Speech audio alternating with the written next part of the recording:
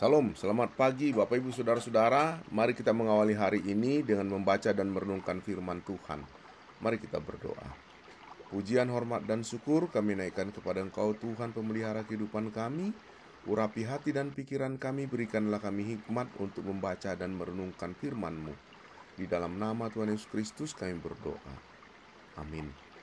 Bapak Ibu Saudara-saudara, ayat firman Tuhan yang menjadi dasar renungan kita terdapat di dalam Kisah Para Rasul pasal 3 ayat 11 hingga ayat yang ke-16. Dan ayat yang menjadi renungan kita adalah pada ayat yang ke-16. Demikian firman Tuhan. Dan karena kepercayaan dalam nama Yesus, maka nama itu telah menguatkan orang yang kamu lihat dan kamu kenal ini. Dan kepercayaan itu telah memberi kesembuhan kepada orang ini di depan kamu semua. Bapak Ibu, dari ayat ini saya mau mengambil tema kuasa nama Yesus yang menyembuhkan. Bapak Ibu Saudara-saudara yang dikasihi oleh Tuhan, dalam kehidupan ini kita seringkali mencari solusi untuk masalah kesehatan, untuk masalah keuangan dan masalah dalam kehidupan kita sehari-hari.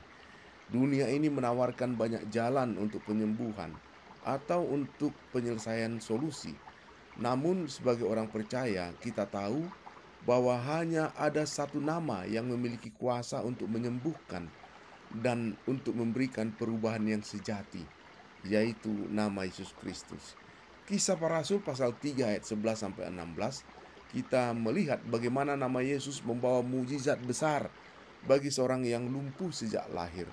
Melalui kisah ini kita diajak untuk memahami kuasa yang ada dalam nama Yesus adalah kuasa yang dapat mengubah hidup kita, kuasa yang memberikan kesembuhan, dan kuasa yang membawa kita lebih dekat kepada Tuhan. Yang pertama, ayat 11 sampai yang ke-12. Kita melihat keajaiban penyembuhan dan reaksi orang banyak. Kisah ini dimulai dengan peristiwa besar yang terjadi di pintu gerbang indah Bait Allah, di mana seorang pria yang telah lumpuh sejak lahir, yang setiap hari dibawa ke sana untuk meminta sedekah, disembuhkan oleh Petrus dan Yohanes. Ketika pria itu tiba-tiba bisa berdiri, bisa melompat dan berjalan, orang-orang yang mengenalnya dari kecil sangat terkejut dan mereka takjub melihat perubahan yang terjadi. Mereka berkerumun mengelilingi Petrus dan Yohanes, mengagumi mereka seolah-olah mereka yang melakukan mujizat itu. Namun Petrus segera menanggapi kejadian itu dengan tegas dan ia berkata, "Mengapa kamu heran tentang hal ini? Atau mengapa kamu memandang kami seolah-olah dengan kekuatan atau ibadah kami telah melakukan orang ini berjalan?" Petrus ingin mengarahkan perhatian mereka bukan kepada dirinya, tetapi kepada Yesus, sumber dari semua kuasa. Ayat 13 sampai ayat 15 memberikan penjelasan kuasa nama Yesus yang menyembuhkan. Petrus kemudian menjelaskan kepada orang banyak bahwa yang menyembuhkan orang lumpuh tersebut adalah Yesus Kristus yang telah dibangkitkan oleh Allah. Ia dengan berani mengatakan bahwa Yesus yang telah mereka serahkan kepada Pilatus untuk disalibkan adalah yang telah melakukan mujizat ini. Yesus yang mereka tolak, yang mereka salibkan, adalah penyebab utama dari penyembuhan orang ini.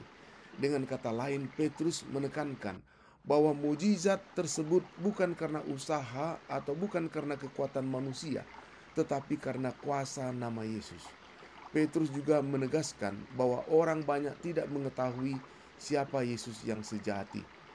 Mereka telah menyerahkan Yesus yang adalah pemimpin kehidupan itu untuk disalibkan. Namun dengan mengatakan ini, Petrus memberikan pengajaran yang penting. Meskipun mereka telah berbuat salah dengan menyalibkan Yesus, masih ada kesempatan untuk bertobat dan mengalami penyembuhan serta mengalami keselamatan melalui nama Yesus. Ayat yang ke-16 memberikan penjelasan pertobatan sebagai jalan menuju penyembuhan. Petrus kemudian melanjutkan penjelasannya bahwa melalui iman dalam nama Yesus, orang yang lumpuh itu telah disembuhkan. Itu adalah kuasa iman yang ada dalam nama Yesus yang membawa penyembuhan secara sempurna. Petrus menunjukkan kepada mereka bahwa nama Yesus bukan hanya sebuah nama biasa, tetapi nama yang penuh kuasa, yang membawa kesembuhan, membawa kehidupan, dan membawa keselamatan. Petrus juga mendesak, saya ulangi, Petrus juga mengajak orang banyak untuk bertobat dan untuk berbalik kepada Tuhan. Karena hanya dengan pertobatan dan dengan iman kepada Yesus, mereka bisa mengalami penyembuhan sejati, bukan hanya dalam tubuh, tetapi juga dalam jiwa mereka. Pertobatan adalah langkah pertama untuk mengalami kuasa penyembuhan yang datang dari Tuhan. Jika kita hidup dalam dosa dan hidup terus menolak Yesus, kita akan terpisah dari sumber kehidupan yang sejati. Namun melalui pertobatan, kita kembali disatukan dengan Tuhan dan dapat menerima kuasa untuk penyembuhan dan kuasa pemulihan kehidupan kita. Kuasa nama Yesus yang masih bekerja sampai sekarang ini. Oleh sebab itu, apa aplikasinya dalam kehidupan kita?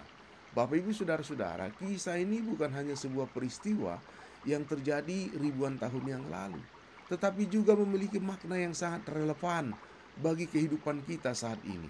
Kuasa nama Yesus yang menyembuhkan dan memberikan kehidupan masih bekerja dalam hidup kita pada hari ini.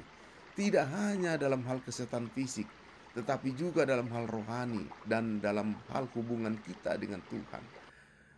Nama Yesus memiliki kuasa untuk menyembuhkan penyakit. Nama Yesus memiliki kuasa untuk memberikan kedamaian dalam hati yang gelisah. Nama Yesus memberikan kuasa untuk mengubah hidup yang penuh kebencian menjadi penuh kasih. Nama Yesus memiliki kuasa untuk memulihkan hati yang patah. Sama seperti pria yang lumpuh itu yang mengalami kuasa penyembuhan Yesus melalui nama Yesus, kita pun bisa merasakan kuasa yang sama dalam kehidupan kita.